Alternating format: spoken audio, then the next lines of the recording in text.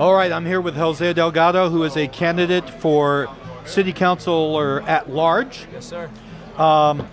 This is a historic year. We have so many people running for the at-large race.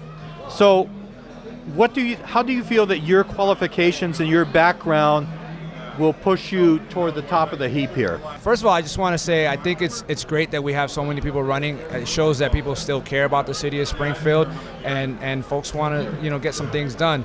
In terms of my qualifications, listen, I'm born and raised in the city. I've had the unique opportunities of actually working inside City Hall and seeing what that is like. I've also had the opportunity to work at the state level, working for Governor Baker, and actually getting to travel the state and seeing what other municipalities are doing, what they're not doing. So I think my experience, both in the public sector and the private sector, I think stands out. I've also have lived experience. Also a homeowner in the city, and I'm raising a family in the city. So I'm just as invested as anybody else, and I feel like I'm as in tune as anybody else is what's going on in the city. Okay, so let me do a little bit of lightning round here for you. I've been asking people about ARPA funds. Do you think that so far the ARPA funds have been allocated correctly? Do you think that there is an opportunity to maybe fine-tune this? Are you happy with the way these monies have been allocated? I always think there's always opportunity to do better. When I worked for Governor Baker, one of the things that I was in charge of is starting the ARPA Equity Panel. It was officially called the Federal Funds Equity and Accountability Panel, and that was done by the legislature to ensure that ARPA dollars were getting to communities and to folks that were most impacted by COVID. But that was just at the state level. Municipalities have had their own way of doing it. Do I think it's a perfect system? No. I think there's a lot of opportunities to use those dollars to leverage for future investment in the city, and so I actually want to see more of that. I mean, I think it's great that we've had so many businesses that have been able to apply, but I've also heard of a lot of folks that haven't been able to get those dollars for whatever reason, and so I think there's always room for improvement there. I'm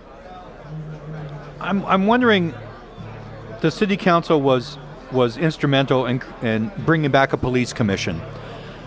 Is this an institution that you've been following, and are you happy with the way the police commission has so far conducted itself and operated? I got to be honest, I've got to do a little bit more research on the police commission. I know it's been a hot topic, and I've followed it from afar, and I've got to actually dive more deeper into what's been going on there. I mean, I haven't heard too much lately about it, but I think that my biggest priority is to make sure that citizens' issues and complaints are being heard, and if that's not happening, then we need to find a way to tweak that. I also think we need to open up the police commission membership to different folks. I think there should be different qualified folks to be on that commission, and not just be regularly handpicked folks. But yeah, I think I still have a lot more to learn about that piece of it.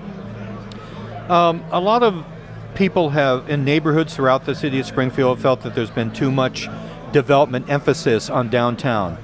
If you're a city councilor, are you going to look for opportunities to go into the neighborhoods to help those neighborhoods out in terms of economic development? Absolutely. I actually mentioned it at one of the forums I was at.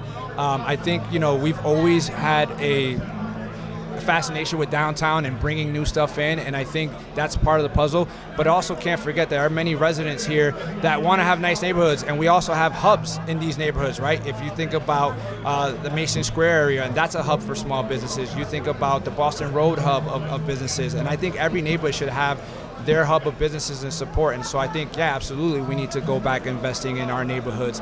I'm fortunate to live in Atwater Park, which is in kind of the Liberty Heights section of Springfield, and that's a beautiful neighborhood.